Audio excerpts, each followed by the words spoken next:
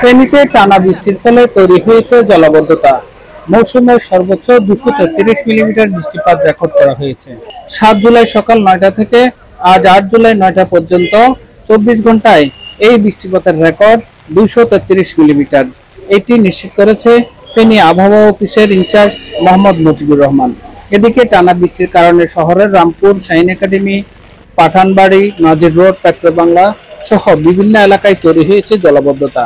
টানা বৃষ্টিতে দুর্ভোগে পড়েছে খেটে খাওয়া, শ্রমজীবী, স্কুল কলেজের শিক্ষার্থী সহ বিভিন্ন শ্রেণী পেশার মানুষ।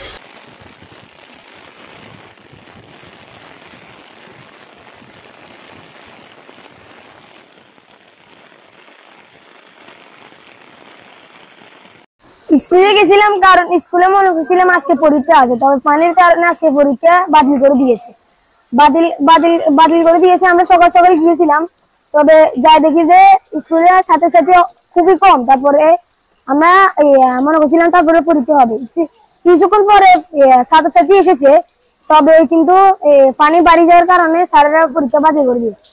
ফেনী পৌরসভা 18 নম্বর ওয়ার্ড পরিস্থিতি খুব ভয়াবহ রূপ নিচ্ছে। বন্যায় নিচের তলা সব বিল্ডিং এর আশঙ্কাজনক ডুবে যাওয়ার সম্ভাবনা বেশি এই মুহূর্তে। এ পর্যায়ে ঘর থেকে কেউ বাড়াতে পারছে না। আমরা সবাই বিপদ ঢুকি আছি। সবাইকে সহযোগিতা করার জন্য পৌরসভা থেকে আহ্বান জানাচ্ছি। এটা অতিরিক্ত বৃষ্টির কারণে, আর ড্রেন ট্রেন এগুলো তো কোনো পরিচ্ছন্ন করা হয় না, আসেও না কোনো সময়। এরা বৃষ্টি বন্ধ হয়েছে, বৃষ্টির কারণে অতিরিক্ত বৃষ্টি, আর যে পৌরসভা ড্রেন আছে এগুলো পরিষ্কার না, পানি খাইতেছে না। বাড়ছে সীমান্তবর্তী 3 নদী মুহুরী, কহুয়া, সিলোনিয়া নদীর পানি। তবে পানি উন্নয়ন বোর্ড জানায় এখনো তা বিপদসীমার নিচে রয়েছে। ফেনী পৌর প্রশাসক আব্দুল বাতেন জানান, বৃষ্টির সাথে সাথে ড্রেনেজে পানি সরার যে সক্ষমতা না থাকায় শহরে কিছুটা জলাবদ্ধতা তৈরিয়েছে। তবে বৃষ্টি নামার সাথে সাথে পানি নেমে যাবে।